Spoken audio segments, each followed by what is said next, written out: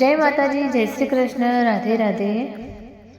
મિત્રો, વિડીયોની શરૂઆત કરીએ પહેલાં જો તમે ચેનલ પર નવા હોય તો ચેનલને સબસ્ક્રાઈબ જરૂર કરી દેજો। વિડીયો ગમે તો લાઈક શેર કરી દેજો।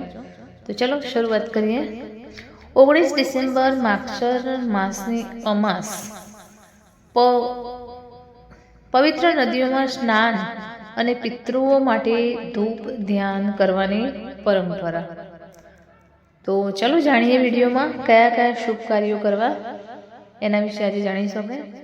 હાલમાં માગશર મહિનો ચાલી રહ્યો છે અને આ મહિનાની અમાસ 19 ડિસેમ્બરની સવારે લગભગ 5 વાગે શરૂ થશે અને બીજા દિવસે 20 ડિસેમ્બરની સવારે લગભગ 7 ને 10 વાગ્યા સુધી રહેશે। 19 ડિસેમ્બરે આ તિથિ આખો દિવસ રહેશે। તેથી અમાસ સંબંધિત ધર્મ કર્મો આ જ દિવસે કરવા વધુ શ્રેષ્ઠ છે। ઉજ્જૈનના જ્યોતિષાચાર્ય પૂજ્ય મનીષ શર્માના મતે અમાસ તિથિ પર ભગવાન શિવનો અભિષેક ખાસ કરીને કરવો જોઈએ। આ દિવસે પવિત્ર નદીઓમાં સ્નાન કરવાની અને પિતૃઓ માટે ધૂપ ધ્યાન કરવાની પરંપરા છે। એવી માન્યતા છે કે આ દિવસે ગંગા, યમુના, નર્મદા, શિપ્રા, કાવેરી, ગોદાવરી, સરસ્વતી જેવી પવિત્ર નદીઓમાં સ્નાન કરવાથી જાણતા અજાણતામાં કરેલા તમામ પાપ કર્મોનું ફળ નષ્ટ થાય છે।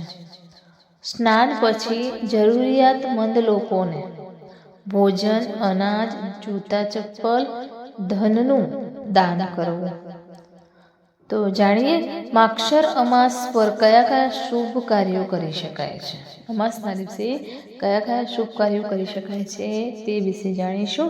જે લોકો આ તિથિએ નદી સ્નાન કરી શકતા નથી, સાંભળજો, જે નદીમાં સ્નાન નથી કરી શકતા તેમણે ઘરે જ પાણીમાં ગંગા જળ ભેળવીને સ્નાન કરવું જોઈએ।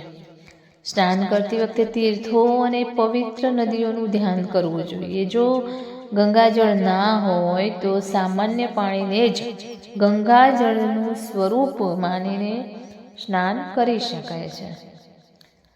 અમાસના સ્વામી પિતૃદેવ માનવામાં આવે છે, તેથી આ તિથિએ પિતૃઓ માટે ધૂપ ધ્યાન કરવામાં આવે છે। ધૂપ ધ્યાન માટે સૌથી સારો સમય બપોરનો હોય છે। બપોરે ગાયના છાણમાંથી બનેલા છાણા સળગાવો અને છાણાના અંગારા પર પિતૃઓનું ધ્યાન કરતા ગોળ ઘી નાખો અને તેમનો મંત્ર ઉચ્ચારો। ઓમ પિતૃદેવેભ્યો નમઃ મંત્રનો જાપ કરો। હથેળીમાં જળ લઈને અંગૂઠા તરફથી પિતૃઓને અર્પણ કરો। માગશર અમાસ પર પિતૃઓના નામે તલ, ગોળ, ધન, કપડાં, જૂતા, ચપ્પલ અને ભોજન પણ દાન કરવું જોઈએ। અમાસ પર સવારે વહેલા ઉઠવું જોઈએ અને બરાબર સૂર્યોદયના સમયે સૂર્યને જળ અર્પણ કરવું જોઈએ। ઉગતા સૂર્ય તરફ મુખ કરીને તાંબાના લોટામાં ભરેલું જળ સૂર્યદેવને અર્પણ કરો। આ દરમિયાન ઓમ સૂર્યાય નમઃ મંત્રનો જાપ કરવો જોઈએ। તમે ઈચ્છો તો ગાયત્રી મંત્રનો પણ જાપ કરી શકો છો। સ્નાન કર્યા પછી ઘરના મંદિરમાં અથવા અન્ય કોઈ મંદિરમાં ભગવાન શિવનો અભિષેક કરો। જો વિધિવત પૂજા ના કરી શકો તો શિવલિંગ પર જળ, દૂધ ચડાવો, ચંદનનો લેપ લગાવો, બિલપત્ર, ધતુરો, આકડાના ફૂલોથી શિવલિંગનો શણગાર કરો। ધૂપ દીપ પ્રગટાવીને આરતી કરો। ઓમ નમઃ શિવાય મંત્રનો જાપ કરો। આ દિવસે પૂજા કરતી વખતે ગણેશ મંત્ર, ગાયત્રી મંત્ર, મહામૃત્યુંજય મંત્ર, કૃષ્ણ મંત્ર ભગવાન વિષ્ણુ મંત્ર, હનુમાન મંત્ર અને તમે આ નામોના જાપ કરી શકો છો. ગણેશનો મંત્ર છે શ્રી ગણેશાય નમઃ. ગાયત્રી મંત્ર છે ઓમ ભૂર્ભુવસ્વ તસ્ય વિતુર્વરેણ્ય ભર્ગો દેવસ્ય ધીમહિ ધિયો યો ન પ્રચોદયાત. તો આ ગાયત્રી મંત્ર છે. મહામૃત્યુજય મંત્ર ઓમ ત્રંબકે યજામહે સુગંધી પુષ્ટિવર્ધનમ ઉર્વારુકમિવ બંધનામુત મૃત્યુક્ષમુર્ષિય માતુમૃતાત. મિત્રો શ્લોકમાં ભૂલ હોય તો મંત્રમાં કોઈ ભૂલચૂક હોય તો માફ કરજો. અને કૃષ્ણ મંત્ર છે કૃષ્ણાય નમઃ. વિષ્ણુ મંત્ર છે ઓમ નમો ભગવતે વાસુદેવાય નમઃ.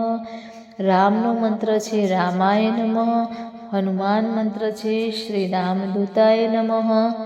તો મિત્રો આ મંત્રોના તમે જાપ કરી શકો છો. મંત્રોમાં કંઈ ભૂલચૂક હોય તો પ્લીઝ માફ કરી દેજો. તો મિત્રો આ તિથિ પર વ્રત રાખવાની પણ પરંપરા છે. ભક્તો દિવસભર નિરાહાર રહે છે. શિવજી સાથે ચંદ્રદેવની પ્રતિમાની પણ પૂજા કરવામાં આવે છે. ચંદ્રદેવની પ્રતિમા ના હોય તો શિવલિંગ પર સ્થાપિત ચંદ્રની પૂજા કરી શકાય છે. ચંદ્રદેવનો દૂધથી અભિષેક કરવો જોઈએ.